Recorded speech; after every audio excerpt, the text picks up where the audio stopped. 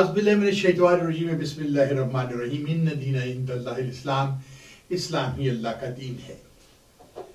व तुइज़्ज़ु मन तशा व तुज़िल्लु मन तशा बियदिकल खैर इन्नका अला कुल्लि शैइन कदीर। अल्लाह सुब्हान तआला ही जिसे चाहे इज्जत देते हैं और अल्लाह सुब्हान तआला ही जिसे चाहे जिल्लत देते हैं और वही हर चीज पर कादिर है। हस्बुनल्लाहु व निअमल वकील व निअमल मौला निअमल नसीर। अल्लाह सुब्हान तआला ही मेरे लिए काफी हैं और वही मेरे प्रोटेक्टर हैं। फबिअय्यि आला रब्बिकुमा तुकज़्ज़िबान, तुम अल्लाह ताला की किन किन नेमतों को झुठलाओगे। इन्नल्लाह मअस साबिरीन, अल्लाह सब्र करने वालों के साथ है। आशिकान पाकिस्तान टेलीविजन की दुनिया के दोस्तों, ये वाह टीवी ह्यूस्टन टेक्सास से खादिम पाकिस्तान और गुलामान रसूल नासिर जान अली शाइक अपने प्रोग्राम हालात हाजरा के साथ आपकी खिदमत में हाजिर है और सलाम अर्ज करता है। आशिकान पाकिस्तान और इस्लाम की दुनिया में मेरे बेहतरीन दोस्तों, आज मैं कुछ ऐसी बातें करना चाह रहा हूं। कोरोना एक ऐसी बीमारी है जिसने हमें आज पकड़ा है। दुनिया एटम बम मारती फिरी, दुनिया ने तहलके मचा दिए, डेमोक्रेसी के नाम पे, जमहूरियत के नाम पे कभी किसी मुल्क पर कब्जा कर लिया, कभी किसी मुल्क पर कब्जा कर लिया, जिसको कमजोर देखा उसको पकड़ लिया। पाकिस्तान से जो चाहे मनवा लिया, कभी वहां पर रशियन पहुंच गए और कभी खुद पहुंच गए, कभी तालिबान के खेल हुई, कभी कुछ हुई, और फिर पाकिस्तान की एटॉमिक एनर्जी को उड़ाने के लिए इसराइल और कौन कौन से मुल्क नहीं हम पहुंचे। लेकिन अल्लाह तबारक ताला, मैंने कहा ना, फबिअय्यि आला रब्बिकुमा तुकज़्ज़िबान, तुम अल्लाह ताला की किन किन नेमतों को जुटाओगे। ये पाकिस्तान, मेरा खूबसूरत पाकिस्तान, 27वीं की रात को अल्लाह ताला के नाम पे बनने वाला वाद मुल्क है। इसे अल्लाह ने सलामत रखा, वरना हम लोगों ने तो कोई कसर छोड़ी नहीं थी इसको तबाह करने में। अयूब खान एक बेहतरीन हुक्मरान था, जो फौजी जरूर था, लेकिन जितनी तरक्की पाकिस्तान ने उसके दौरे हुकूमत में की, किसी ने नहीं की। एक इल्जाम उस पर कुत्ता का उसे कह के पुकारा, वो सीट से हट गया। और जुल्फ़िकार अली भुट्टो ने कुर्सी के लिए, लोग उसे कहते हैं शहीद मिल्लत, पाकिस्तानी कौम का शहीद। अरे गद्दार पाकिस्तान, जुल्फ़िकार अली भुट्टो को गद्दार पाकिस्तान। अगर हुकूमत पाकिस्तान में इतनी ताकत है आज, तो वो इन्वेस्टिगेशन रिवील करें, आवाम को बताएं कि उसने कुर्सी के लिए 2 टुकड़े करवाए मुल्क के, क्योंकि वो जानता था कि वो नंबर 2 ही रहेगा कि मशरकी पाकिस्तान की पॉपुलेशन मगरबी पाकिस्तान से कहीं ज्यादा थी और वो कभी भी प्राइम मिनिस्टर या कभी भी सदर नहीं बन सकता था, नंबर 2 पे आएगा। इसलिए उसने मुल्क के 2 टुकड़े करवाए। उसकी बेटी ने क्या किया आपके सामने, जो उसकी बेटी, आप उसे शहीद मिल्लत कहते हैं, कोई उसे कुछ कहते हैं, कोई बीवी शहीद कहती है। गद्दारा नहीं करे पाकिस्तान, ये गद्दारों की फैमिली है, गद्दारों की। चलिए जरा दूसरी तरफ चलते हैं। कोरोना ने पकड़ लिया, टैं टैं टैं टैं करते हुए लंदन से एक गंजे ने अपने दूसरे गंजे को भेज दिया। होना तो चाहिए तो चलो टेंडा करनी आए तो कर लो, टेंडा जितनी करनी है, हमें क्या, कर लो भाई, तेरी अपना मुंह है, जितनी मर्जी बक बक बक बक करता जा। लेकिन उसको चाहिए था कि तेरे पर अरबों डॉलर्स हैं, 2-4 अरब भेज देते कि पाकिस्तान के गुरबा के लिए अपनी पार्टी के जरिए बांटते। और दूसरा वो चोर जो हमने बिठाया हुआ है सिंध के अंदर, जरदारी, माशाल्लाह बेहतरीन पॉलिटिशियन है, क्या बात है। और ये खाकान अब्बासी, जिसकी रेशम के साथ बड़ी दास्तानें हैं, इंग्लैंड में रेशम को मौज कराई, बराबर में उसने प्लाट बनाना था, उसको बगीचा खरीद दिया, क्या क्या कुछ नहीं रेशम को दिया। खूबसूरत साड़ियां पहन के फिल्म स्टार रेशम और शेर व शायरी करके बड़े बड़े नवाबजादों को, बड़े बड़े अमीरों को फंसाती है। और ये वही लोग हैं, इनके पास इतनी दौलत है, एयरलाइन के मालिक हैं खाकान अब्बासी साहब। क्या इन लोगों ने कोई पैसा दिया है अवाम को? मासवाए इमरान खान पर तोहमतें लगाने के और उसको कंडेम्ड करने के। मैं मानता हूं इमरान एक इंतहाई कमजोर हुक्मरान है और कभी हुक्मरानी नहीं कर सकता। वो क्रिकेट खेल रहा है, वो आज पाकिस्तान के साथ भी क्रिकेट खेल रहा है, फास्ट बॉलिंग करा रहा है। उसका ख्याल है कि मेरी इस बॉलिंग से मैं 2-4 विकेटें ले लूंगा। अब 25 तारीख की गेम चल रही पाकिस्तान में, एक तरफ कोरोना चल रहा है, एक तरफ 25 तारीख चल रहा है। मैं बैठा हुआ था तो किसी साहब ने कहा, जी पाकिस्तान कोरोना को पकड़ लेगा, इमरान खान पकड़ लेगा। मैंने कहा पकड़ लेगा तो क्या हुआ, इमरान खान कोरोना को पकड़ लेगा तो लाहौर का हाई कोर्ट उसको दोबारा आजाद कर देगा। ये तो हमारे मुल्क के हाल है, इधर से पकड़ो उधर से। इमरान खान साहब की सबसे बड़ी प्रॉब्लम है, मैं नहीं छोड़ूंगा, मैं नहीं छोड़ूंगा। अरे किसको नहीं छोड़ोगे, सबको तो छोड़ दिया। अगर तुमने नहीं छोड़ना था तो नवाज शरीफ कभी भी लंदन ना जा सकता, जेल में रखते, मरता भले मरने दो उसे, मौत तो आनी उसी दिन ही है, तो क्या इलाज करवा लिया उसने जाके। अब वो मरियम नवाज की खेल चल रही है। खैर ये तो कोरोना तो चल रही है। अब प्रॉब्लम क्या है, मक्का बंद है, मदीना बंद है, मस्जिद नबवी बंद है, खाना काबा के अंदर तवाफ नहीं हो रहा। नाज़रीन, मजाक नहीं है एक मुसलमान के लिए, इतना बड़ा अज़ाब इलाही है। जरा सोचे मैं क्या कह रहा हूं, इस कदर बड़ा अज़ाब। अल्लाह माफ करे, अस्तग़फिरुल्लाह रब्बी मिन कुल्लि ज़ंबि व अतूबु इलैह। या अल्लाह माफ कर, हमें हमारे गुनाहों को माफ कर दे, हमारे काबा के तवाफ को खुला, मस्जिद नबी को खोल। लेकिन पाकिस्तान के उलमा को देखिए, क्या बात है जी, वाह वाह, दुनिया में ऐसे आलम मैंने कभी नहीं देखे। दुनिया कोरोना में घुसी हुई है, लेकिन इमरान खान ने एक अकलमंदी की। कभी इन्होंने घास नहीं डाली थी सियासी इन्हें मजहबी लीडरों को, उनकी कोई औकात ही नहीं है। लड़के, फंडबाज, दुश्मनियां फैलाने वाले, गिबतें करने वाले, तोहमतें लगाने वाले। तोहमत बहुत बड़ा इस्लाम के अंदर जब आप तोहमत लगाते हैं, अस्तग़फिरुल्लाह, उसका बहुत बड़ा आज़ाब।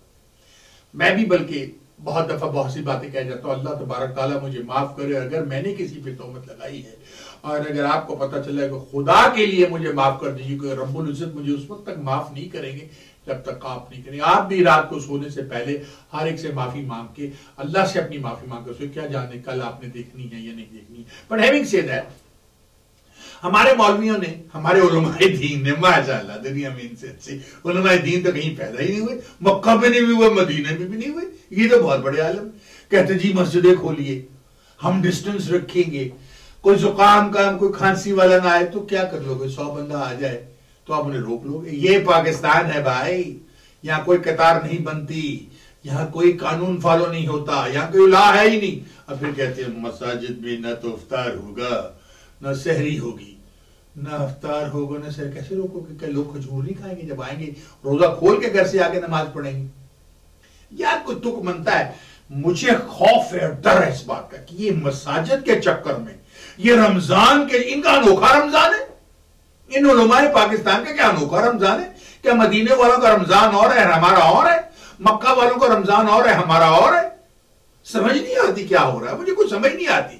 अरे जालिमों, इन मसाजिद के चक्कर में, इस रमजान के चक्कर में, इन अपनी दीन के चक्कर में मुसलमानों को न मरवा देना, कि ये ना हो कि दुनिया में सबसे ज्यादा कोरोना पाकिस्तान में, अभी तक तो अल्लाह की रहमत है, पाकिस्तान को अल्लाह तबारक तआला से बचा के रखे, बचाए हुए 150-200 लोग मरे हैं। प्रॉब्लम ये क्या है पाकिस्तान? हो सकता है वहां बहुत लोग बीमार हों। पाकिस्तान की प्रॉब्लम क्या है? पाकिस्तान की प्रॉब्लम ये है कि वहां टेस्टिंग बहुत कम होती है। अगर अमेरिका की तरह टेस्टिंग हो तो आपको लग पता जाएगा कि वहां कितने लोग मर रहे हैं, कितने लोग बीमार हैं, और सब लोग टेस्टिंग करवाते नहीं है, सब लोग मरने की वजूहात नहीं बताते। इमरान खान ने बड़ी खूबसूरत एक बात कही, जी हुकूमत छुपा रही है। वो कहता है मैं क्यों छुपाऊं, कोरोना में छुपाना है, अगर कोई मर रहा है तो मैं अपने साथ जुल्म करूंगा। सही कह रहा हूं, जानता हूं वो एक अच्छा हुक्मरान नहीं है, ना कभी बन सकता, वो सियासतदान है नहीं। एक उसके अंदर ऐसी अच्छी सिफत, ना तो वो क्रुक है, ना उसे दौलतमंद होने की लालच है, ना उसे शोहरत की। उसे माशाल्लाह खुदा ने शोहरत दी हुई है। इमरान में बहुत सी सिफतें हैं जो बाकियों में नहीं थी, इसलिए कि पाकिस्तान की अफवाज में अभी तक उसको वहां बिठाया हुआ है। जिस दिन पाकिस्तान की अफवाज को कोई और अच्छा आदमी मिल जाएगा, इमरान साहब को रिमूव कर दिया जाएगा। फिर इमरान साहब के साथ क्या होगा ये तो अल्लाह जाने। क्या होगा ये मैं नहीं बता सकता, ये आने वाला वक्त बताएगा कि जिन लोगों को मैं छोड़ूंगा, मैं नहीं छोड़ूंगा। अरे सबको तो छोड़ दिया, अब ये 25 तारीख को क्या ड्रामा होने वाला है।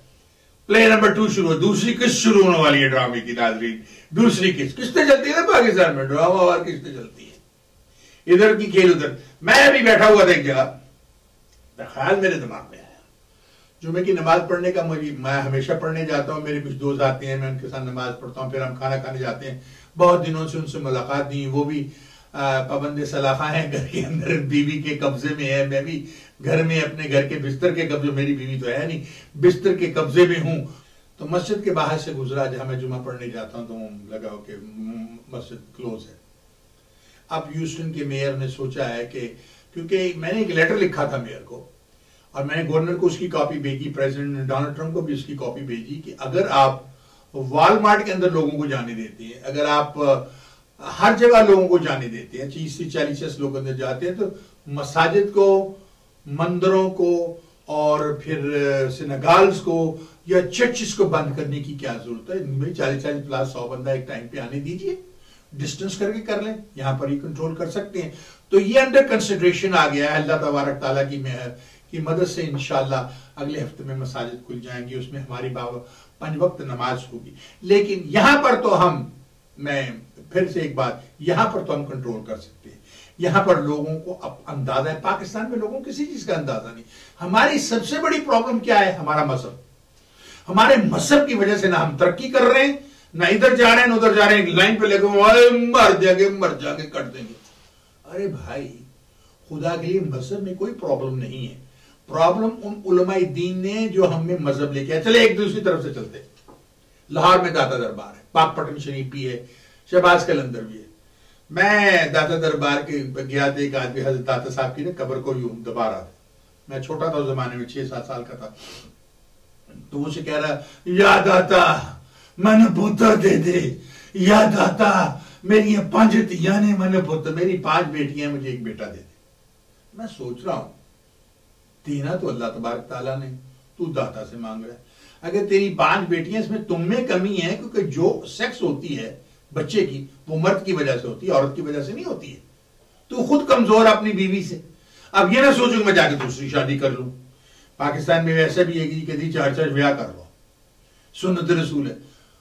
और भी सुन्नत है रसूल की, सिर्फ 4 शादियां तो नहीं है। हर बार तो आज बोलो ना, या दाता कोरोना मुका दे, या 7 शरीफ कोरोना मुका दे। कहां गया वो तेरा 7 शरीफ, कहां गया पाक पटन शरीफ? अरे कोई कुछ नहीं कर सकता, ये मर चुके हैं, जा चुके हैं इस दुनिया से। ये तो खुद खुदा के आगे खुद जाके अल्लाह हमारे गुनाह माफ करना। हाँ, उन्होंने नेक काम किए होंगे, बहुत नेक काम किए होंगे, जिसकी वजह तक आज तक उनका नाम चलता है। मांगना है तो उस रब्बुल इज्जत से मांगो जो देने वाला है। मेरा रब है जो सब कुछ देता है। ये कोरोना जब खत्म होगा तो उसकी मर्जी से होगा। अगले साल तक इंशाल्लाह वैक्सीनेशन आ जाएगी। कहते हैं कि अगले साल के सितंबर तक वैक्सीनेशन आने का, 1-1.25 साल के अंदर, उसके बाद इसका इलाज कंट्रोल हो जाएगा। लेकिन ये प्रॉब्लम यह है कि वैक्सीनेशन काम करेगी, हो सकता है वैक्सीनेशन काम ना करे, क्योंकि अपनी फेस को चेंज कर रहा है। कोरोना तो बहुत पुराना है, कोई नई बीमारी थोड़ी है, काफी पुरानी बीमारी है, अपने फेस को चेंज करके आ रहा है। अगला फेस क्या होगा, उसमें कितने बंदे मारेगा? बेसिकली कुछ लोग ये भी कह रहे हैं कि ये पॉपुलेशन कंट्रोल है। जरा सोचें, जब आप 62 साल के या 68 साल के अमेरिका में हो जाते हैं तो आपको सोशल सिक्योरिटी मिलती है, जब तक जिंदा रहे ना रहे, जो भी हो, जब तक आप मरते नहीं आपको सोशल सिक्योरिटी मिलती, मरने के बाद तो नहीं मिलती। इसी तरह बहुत से मुल्कों में आपको रिटायरमेंट मिलती है। वेस्टर्न वर्ल्ड के अंदर आपको बेनिफिट मिलते हैं, बीइंग नॉन सिटीजन। कनाडा के अंदर क्या होता है, कनाडा इज वेलफेयर स्टेट। जिसको कहीं नहीं जाना होता ना, वो कनाडा का वीजा लेके आ जाता है, क्योंकि उसे पता है मैं उससे जाके फकीरा वगैरह मांग के ही खाना है। तो ये एक पॉपुलेशन कंट्रोल का तरीका है कि बुड्ढों को मार दो। जब ये खप पड़ी बड़ी दुनिया में हुई कि इसमें 50 साल के ऊपर से लोग मर रहे हैं, तो उन्होंने जवानों को भी मारना शुरू कर दिया। तो that proves that it is man made virus. आपको याद होगा मैंने इसी प्रोग्राम में कहा था, अपने प्रोग्राम में, कि दुनिया के 3 ममालिक है जिनके साइंसदानों ने मिलकर ये वायरस तैयार की। ये एक वेपन था ताकि अगर कहीं जंग हो पाकिस्तान भारत की, तो भारत पाकिस्तान पे यूज करे, इसराइल मिडिल ईस्ट पे, और अमेरिका पूरी दुनिया को कंट्रोल करे। तो ये इन 3 मुल्कों ने, भारत, अमेरिका एंड इसराइल। अब जहां सी बात, ओ नहीं इसराइल हो सकता है, पता नहीं हमें यहूदियों से क्या प्रॉब्लम है, वो हंसते हैं हम पे हर बात पे। इसराइल इन्वॉल्व हो जी, यहूदियों की साजिश, यहूदियों की चाल है। और खुदा के लिए उन्हें पता भी नहीं होता क्या हुआ, हर बात में यहूदी घुसा हुआ, हर बात में यहूदी घुसा हुआ। या आप उनमें घुसे या वो आप में घुसा, आपके दिमाग में यहूदी निकलता ही नहीं। आपको पता है कि भारत यहूदियों से भी ज्यादा खतरनाक है। इतना जालिम मुल्क है, कभी इनकी मुसलमानों से नहीं बनी, ना कभी बननी है।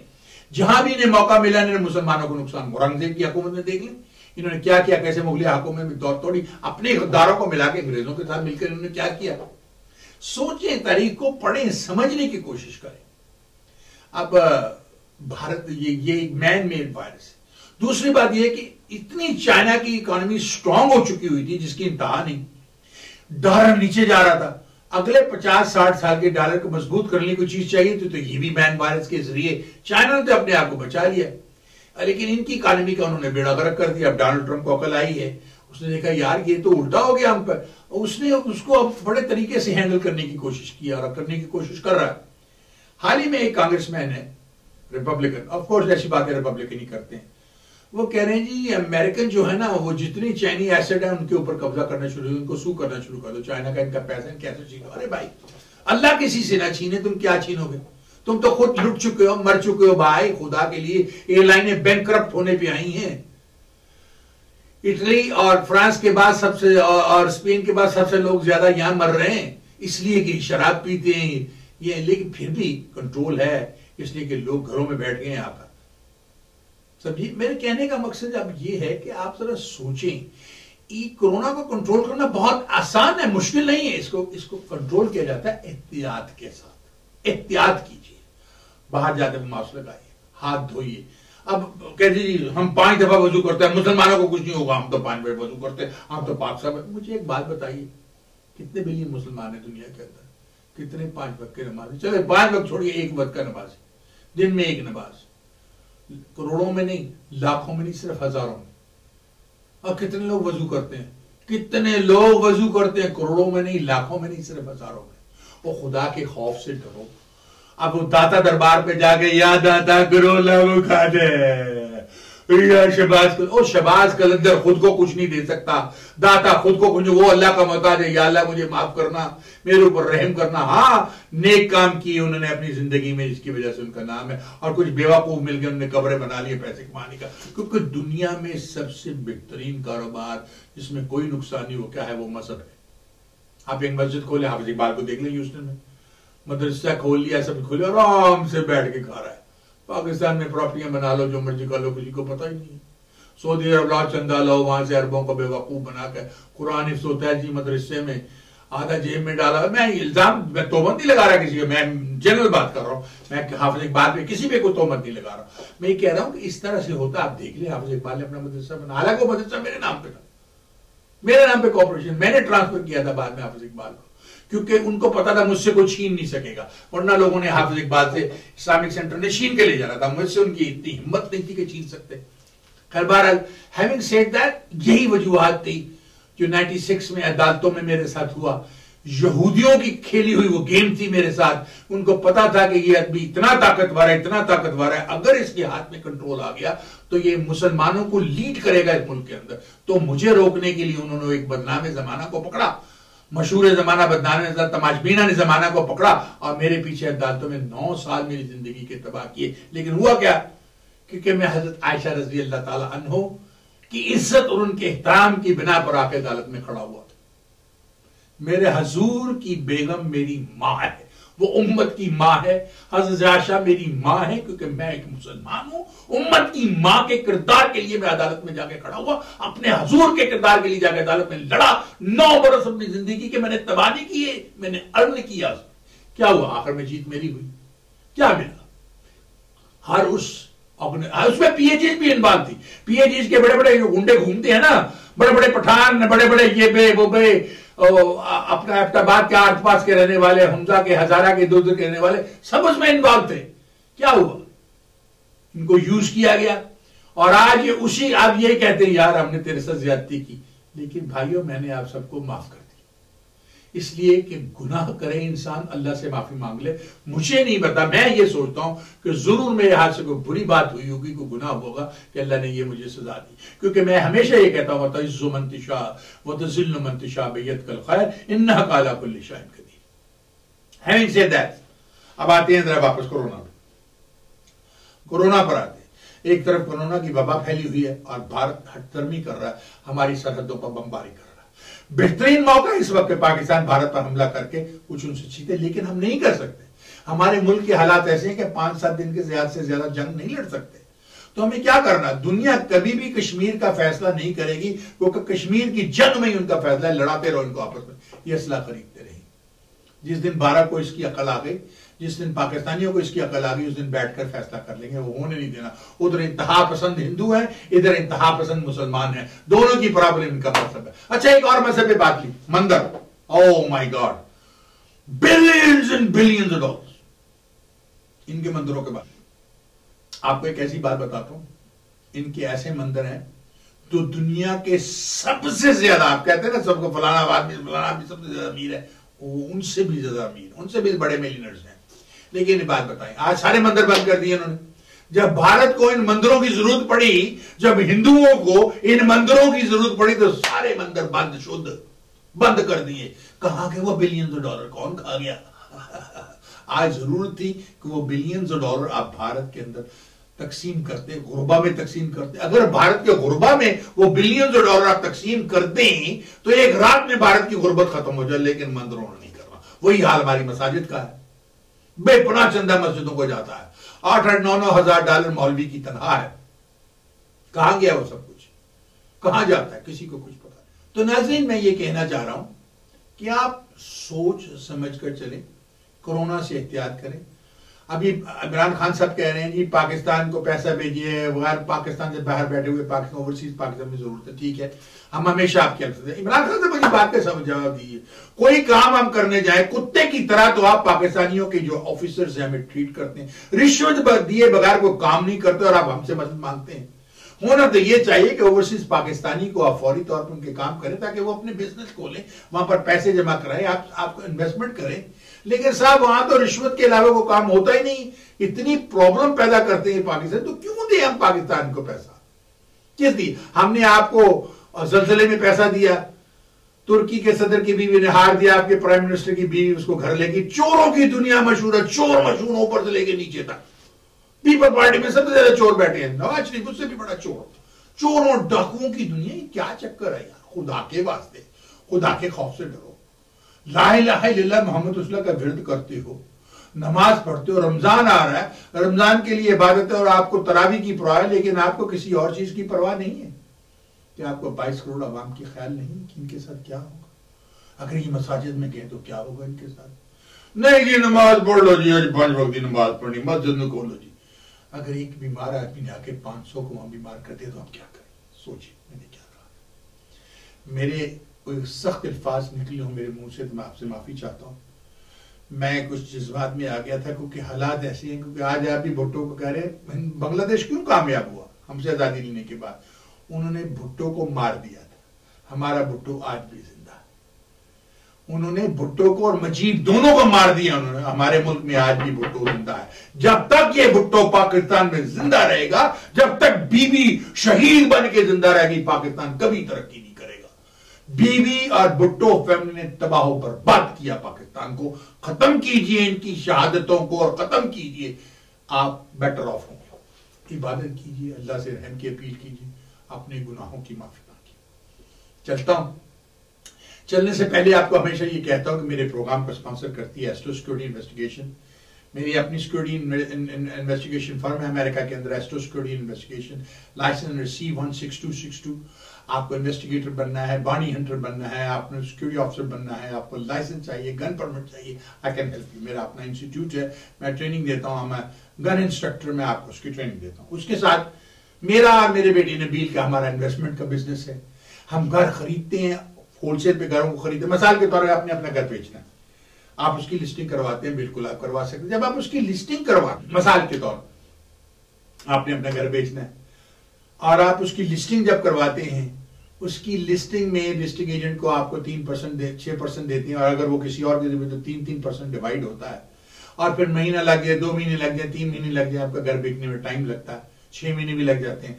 आप हमसे डील करें, हम होलसेल पे घर खरीदते हैं, आपको पैसे हम फौरन आपका घर खरीद के आपको निकाल के वो मारते हैं और हम आपको पैसे दे देते हैं, और उसके बाद हम उसको जो मरम्मत करवानी जो करानी हम उससे फिर जाते हैं। वैसे में प्रॉपर्टी के तौर पर मेरा बेटा नबील रख लेते हैं या हम उसे बेचते हैं। हमारी अपनी ऑर्गेनाइजेशन शाइक इंटरप्राइज, उसके जरिए, और मेरी शाइक एसोसिएट मेरी अपनी कंपनी भी है, उसके जरिए हम ये काम करते हैं। तो मोस्ट वेलकम। मैं रियल एस्टेट एजेंट हूँ स्टेट ऑफ टेक्सास के अंदर, लाइसेंस रियल एस्टेट एजेंट। मेरे से आप डील कर सकते हैं। पाकिस्तान में प्रॉपर्टी खरीदनी है, यहाँ प्रॉपर्टी खरीदनी है, यहाँ बेचनी है, पाकिस्तान में बेचनी है, तो आप मुझे कांटेक्ट कर सकते हैं। उसके अलावा अगर आप इन्वेस्टर वीजे पे अमेरिका में आना चाहते हैं तो मैं आपको गाइड कर सकता हूं, कौन सा बिजनेस खरीदें, कौन से कंसल्टिंग के तौर पर आपका काम आ सकता हूं, आप किस तरह से अमेरिका का वीजा लेंगे, लीगल टर्म के जरिए जाए, लीगली जाइए। Don't do anything illegal, because in this country once you caught, मैं किसी को लीगल एडवाइस नहीं दूंगा, but what I am trying to say, just follow legal terms legally. In America you can come in proper way, don't use any illegal ways. Having said that, तो उसके साथ साथ मैं आपको बताऊं कि मेरा अपना टेलीविजन शो है वाह टीवी पे, आप देख ही रहे हैं। मुझे आपको एडवर्टाइजमेंट करनी है इसके अंदर, या आपको टाइम लेना है, या हमारा अपना स्टूडियो है, फिल्में बना। आजकल मेरी फिल्म बन रही है बदला, इसके बाद मैंने एक और फिल्म बनानी है मेरे बेटे नबील के साथ, हम डिस्कस कर रहे हैं उसको।